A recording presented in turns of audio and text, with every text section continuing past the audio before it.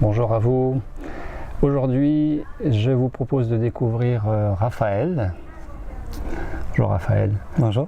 Raphaël qui termine aujourd'hui 21 jours de pause alimentaire et qui va nous raconter tout ça. Donc nous sommes dans ce magnifique paysage attaché au village de Mirmande dans la Drôme et pour lequel vous aurez le plaisir de découvrir quelques photos en fin d'interview. Mais dans un premier temps, donc Raphaël, qu'est-ce qui t'a amené à ce 21 jours ?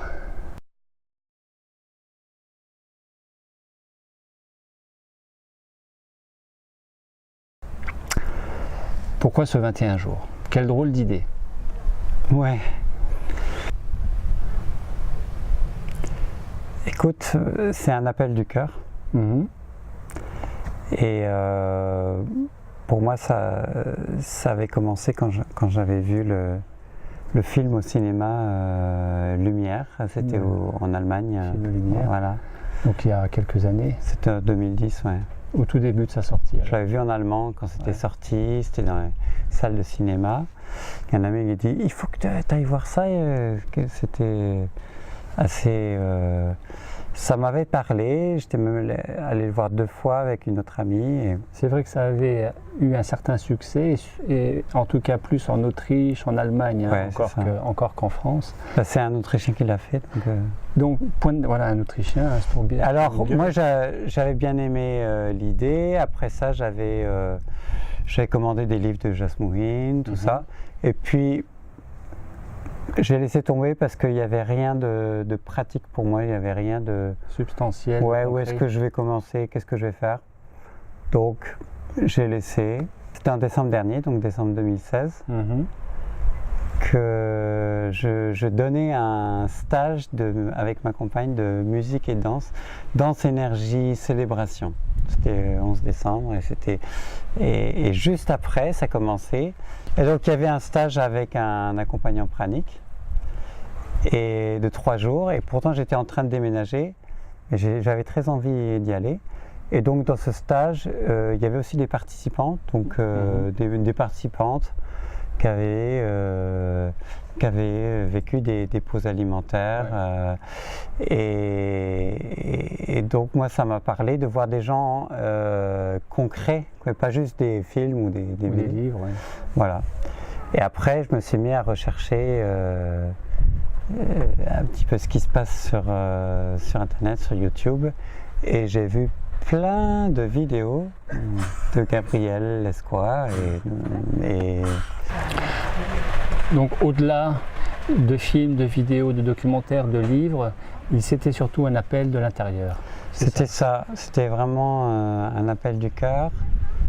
Et plus spécifiquement, l'appel du cœur, c'était envers une notion de vie, d'estomac, de santé, de connexion à une certaine dimension de conscience. C'était plutôt quoi, tu sais ? Alors, donc globalement, c'était vivre mon plein potentiel. Oui. Mais donc moi,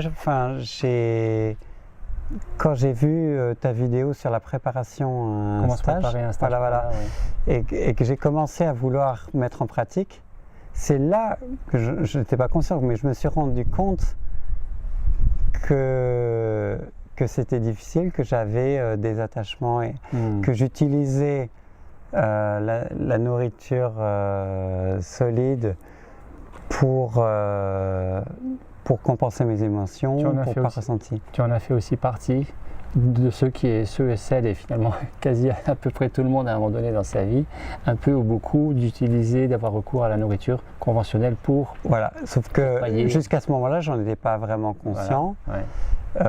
Parce que j'ai dit bon, voilà, je fume pas, je bois pas, je vais bien, donc voilà, t'es en bonne santé. Ça va, bon, des petits problèmes ici, dedans, hémorroïdes de temps en temps, enfin des trucs, mais rien de méchant. Ouais. Voilà, j'ai toujours été végétarien, donc j'étais bien. Et puis quand j'ai commencé à vouloir même ne serait-ce que manger en conscience. Ouais. Eh ben, j'ai senti une résistance. J'ai dit non, pas en conscience. D'accord. J'ai envie de me remplir là, oublie ça. D'accord. Et donc c'était un petit peu un choc de voir où est-ce que j'étais, alors que je n'en avais pas conscience. Et là est devenu un petit peu la recherche. Et qu'est-ce qu'il y a derrière ça? Quel est ce vide que j'évite? Est-ce que j'évite de me sentir moi-même? Et donc ça m'a relié à une recherche de soi. C'est ça, tu avais envie d'un petit peu préciser les choses dans ta relation à toi-même par le biais de la nourriture. On peut dire ça? Oui, c'est ça, d'apprendre à me connaître aussi. Est-ce que cette pause alimentaire de 3 jours que tu as évoquée il y a quelques instants, ça t'a conforté dans cette démarche-là aussi, ou est-ce que ça t'a amené quelque chose de particulier, de parallèle, de spécifique? Alors la première pause, en fait, j'ai fait 8 jours. C'était quand? C'était au mois de décembre 2016. D'accord. Donc par toi-même? Ouais. Ouais. Non, à la suite du stage. Suite du stage, non, au total. Dessus d'une rencontre. Au total ou Au total, non, au total, ouais. Au total 8 jours. Donc 3 plus 5. Voilà. D'accord, 8 jours. Ok. Ouais. Qu'est-ce que ça t'a permis déjà, cette première pause? Déjà, j'avais beaucoup d'énergie. Ouais. Regain de vitalité. Ouais. Et j'étais en train de déménager, donc je conduisais des camions, 1000 km, je revenais. Enfin, j'étais vraiment actif. Assez étonné de l'énergie que j'avais. Et donc ça m'a encouragé à continuer sur cette voie. Comment tu te sens aujourd'hui? Aujourd'hui, ça fait 21 jours que, entre guillemets, tu as l'estomac vide, vide de nourriture conventionnelle, mais plein d'énergie de vie, de lumière, qu'on appelle le prana, avec toutes ces pratiques qui ont été faites. Comment tu te sens aujourd'hui? Joyeux, serein, dans la gratitude. En termes de forme? En termes de forme, bien maintenant. Il y a eu des jours où j'étais normal. Voilà, où j'étais plus envie de faire des bonnes siestes. Liées à la détoxination. Exactement. Ouais. Plus il y a une détoxination, plus ça mobilise de l'énergie, plus la forme est fluctuante, plus la détoxination arrive à son terme, plus l'énergie est là, regain de vitalité. Et donc on sent une différence. Alors moi je valorise beaucoup la détoxination, donc je suis content. Donc j'ai accueilli, un peu comme tu le préconises, j'ai accueilli ce qui se présentait, les moments inconfortables, la méditation à 4h30. Et c'est drôle comme j'ai développé une attitude plus douce envers moi-même. C'est-à-dire que je disais, ah ok, c'est difficile de se lever, bon on n'est pas obligé. Jusqu'à ce qu'il y ait une voix qui dit, oh mais si, non c'est bon. C'est-à-dire tu peux te lever quand même? Ouais, c'est ça, c'est-à-dire sans forcer quoi. Est-ce que tu évoques par là le jeu d'une certaine dualité? Je comprends pas. Est-ce que ton mental te disait t'es fatigué, reste au lit, et puis est-ce que cette petite voix qui est plus liée à la conscience te disait plutôt l'inverse? Non, mon mental me disait il faut se lever. D'accord. Le mental était plutôt à me forcer. Il faut. Alors que mon corps avait une certaine lenteur. D'accord. D'accord. Et la petite voix qui disait oui, tu peux le faire tranquillement, c'est ça? Ouais, c'est ça. Ok. Bon. Donc comment tu vois la suite, puisque le retour à la maison se fait demain matin, comment tu te projettes à partir de cette belle expérience de 3 semaines de pause alimentaire dans ta vie?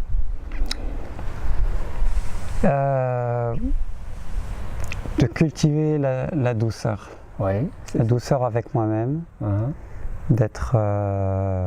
C'est quelque chose que tu avais déjà en pratique avant de venir en stage, ou est-ce que c'est quelque chose qui s'est mis en place, dont tu as pris conscience? Non, c'est quelque chose de nouveau.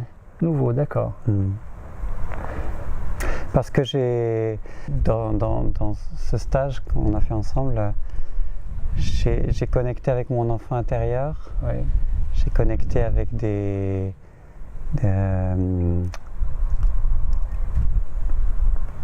un sentiment d'avoir été abandonné, même si ce n'était pas vrai, mais un sentiment que j'avais dans mon enfance, et j'ai juste accueilli ça.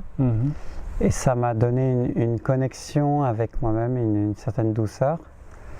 Et le prendre soin d'eux, on pourrait dire. Ouais, d'accord. Prendre soin de moi-même, d'être à l'écoute, de ne pas forcer, d'aller en douceur, et en même temps d'avoir une certaine direction, une certaine un peu comme dans le Tao ou les arts martiaux, une certaine verticalité dans l'accueil, quand même avoir un équilibre. C'est pas je me laisse aller, parce que je vais pas bien, je me laisse aller. Donc avoir quand même une certaine dignité et une verticalité. Et tout en accueillant ce qui se présente. Donc, Qu'est-ce qui pendant cette période de 3 semaines avec nous, en groupe, ici dans la Drôme, pour toi, t'a nourri le plus? Est-ce que c'est... Quel élément on pourrait dire? Est-ce que c'est le son? Est-ce que c'est le mot? Est-ce que c'est l'énergie du soleil? Est-ce que c'est le vent? Parce qu'ici dans la Drôme, il y a beaucoup de vent dans cette région. À quoi est-ce que tu as été peut-être plus sensible? Alors, ce qui m'a touché le plus, c'était la méditation, l'ancrage dans le présent. Et de cultiver ça. Et quand j'allais marcher, faire des promenades, de respirer et de m'ancrer en même temps. D'accord. Raphaël, vous l'avez découvert dans la vidéo toute précédente à cet enregistrement, est un fin joueur de harpe, on peut dire ça, et que vous avez pu découvrir dans la chanson du prana. Donc d'ores et déjà, merci à toi pour cette magnifique production. Vous pourrez découvrir après cet enregistrement le lâcher prise version Raphaël avec la harpe. Quelle place a la musique dans ta vie? La musique, la harpe, le son au sens large, est-ce que c'est quelque chose qui est aussi une nourriture pour toi, j'imagine? Je pense qu'il y a quelque chose qui est en train de changer aussi. Oui. Parce que c'est une manière pour moi de me connecter, de connecter aux autres. Et c'est quelque chose qui est assez naturel et qui me connecte à la liberté. Et ce qui est en train de changer, c'est de mettre plus de présence et de moins chercher un résultat, moins chercher un accomplissement technique, mais plus de connecter à l'être. Et donc dans l'être, c'est l'être qui me nourrit, je dirais. C'est pas nécessairement la musique, mais la musique est une porte pour moi à l'être. D'accord, donc ça va au-delà de la musique. Ouais. D'accord, très bien.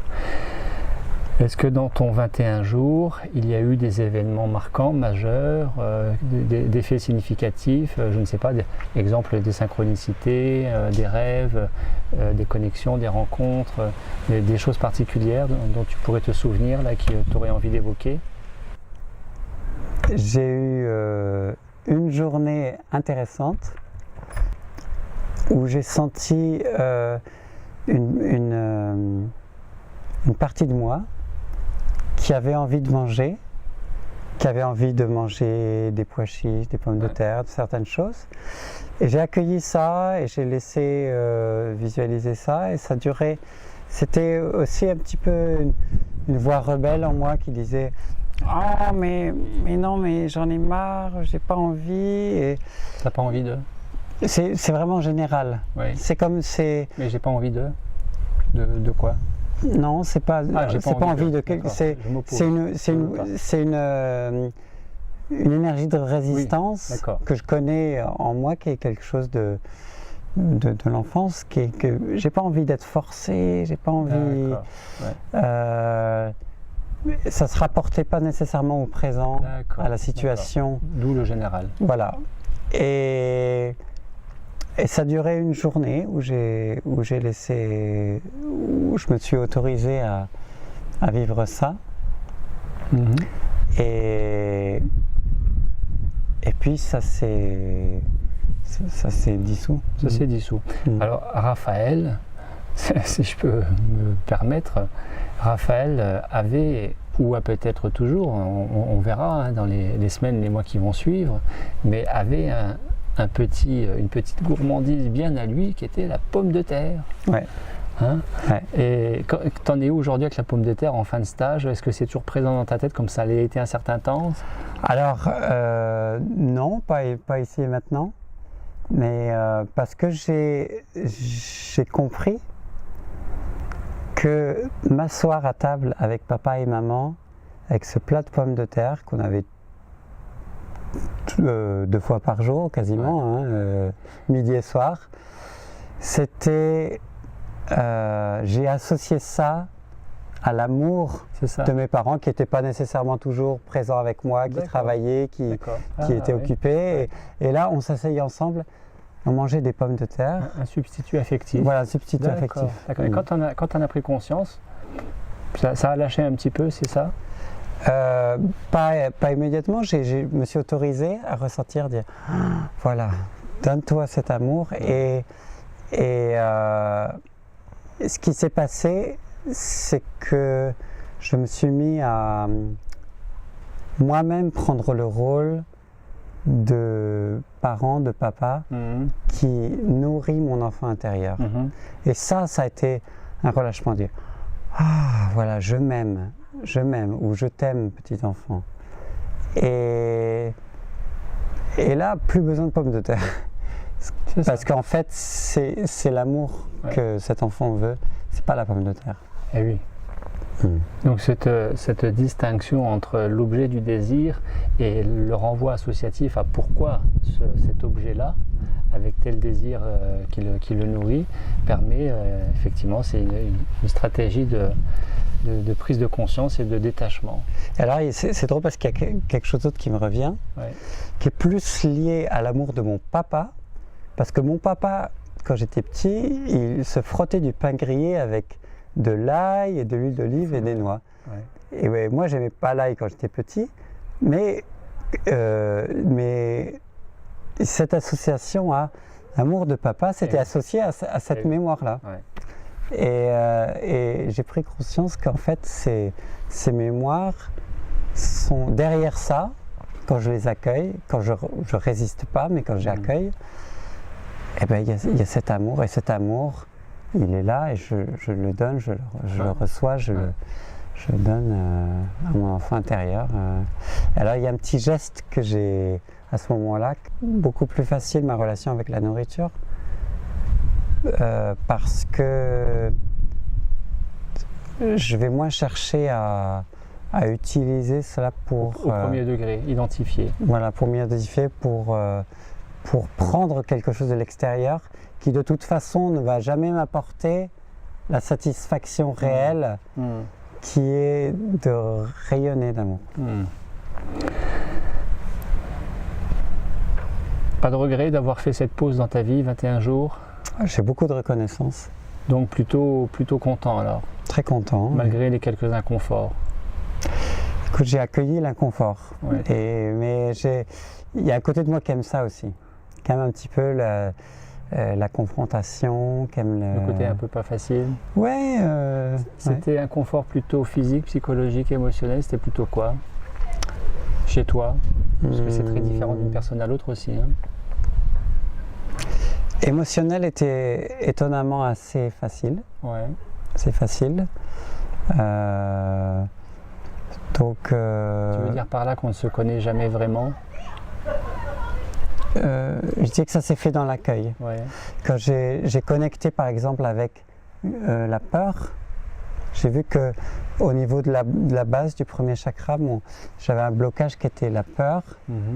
Donc premier chakra étant le chakra du périnée. Voilà, de la base. Le plus en bas. Et j'ai vu combien je sais combien la peur me limite dans ma vie professionnelle, parce que j'ai peur de demander si on va me dire non, si je veux contacter un festival et qu'ils me disent non. J'avais très peur de contacter cet abandon. Et ça, finalement, ça s'est vécu plutôt oui, j'ai accueilli. Je dis ok, je reste avec ça. Et j'accueille. Tu es laissé traverser par ça. J'accueille ça. Mais je ne l'ai pas vraiment même revécu. Ouais. Ça s'est passé dans la douceur. Après. Tu as failli dire dans la douleur. J'allais dire dans la douleur. Après, je ne sais pas si je pense pas. Je crois pas en être libre, hein, mais j'ai envie de cheminer là-dedans. Alors, difficulté. Non, c'était la fatigue physique. Ce qui est le cas de tout le monde. La fatigue physique. C'est fatigue relative parce qu'on t'a vu debout tous les jours, marcher tous les jours. Voilà, alors j'étais étonné. Je venais à la méditation à 4h30 le matin. Des fois même je prolongeais encore d'une demi-heure. Après je me recouchais un peu, des fois même pas, des fois j'allais faire une petite balade ou un peu de regarder le lever de soleil et puis je revenais à 8h. Donc finalement ça s'est plutôt bien passé. La première semaine où j'étais à la maison, donc on s'accompagnait par Skype, j'avais prévu de préparer déjà mon déménagement, de faire les choses. Et là, non, il n'y avait rien d'autre. J'étais vraiment à 100% à m'occuper de moi, à me mettre au lit. Voilà, faire une petite marche une demi-heure, c'est tout, quoi. Puisque Raphaël, sur ces 21 jours, a initié la première semaine ensemble, un individu à la distance avec l'outil Skype et nous a rejoint pour le groupe ici dans la Drôme pour les 2 dernières semaines. Donc c'est aussi une richesse que tu t'es offert d'avoir connu ces 2 approches, et à distance individuelle Skype, en solo, et en collectif, en immersion totale, coupé entre guillemets du monde, en laboratoire, donc dans la nature et au sein d'un groupe, dans une même démarche de détoxination, de conscientisation de sa relation à la nourriture. Bien. Est-ce que tu avais envie d'évoquer autre chose ? Je trouve que le stage allait pour moi bien au-delà de la nourriture consciente. C'était une découverte de moi-même à plusieurs niveaux, émotionnels.